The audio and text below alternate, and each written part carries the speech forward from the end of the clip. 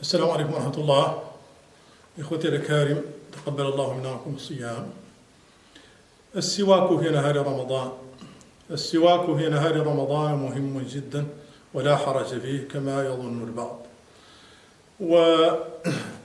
ومعلوم أن السواك مطهرة للفم مرضاة للرب، وأن رسول الله صلى الله عليه وسلم قال: لولا أن أشق على أمتي لأمرتهم بالسواك عند كل صلاة.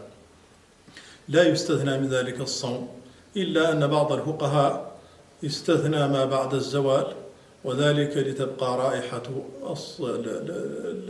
خلوه فم الصائم قائمة، ولكن الراجح أنه حتى مع السواك تبقى رائحة الخلوه، لأنها متعلقة بخلو البطن من الطعام.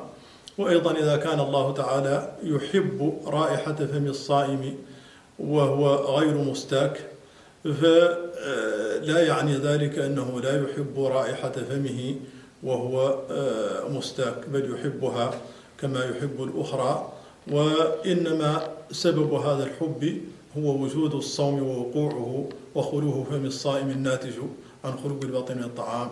تقبل الله منكم. السلام عليكم ورحمة الله.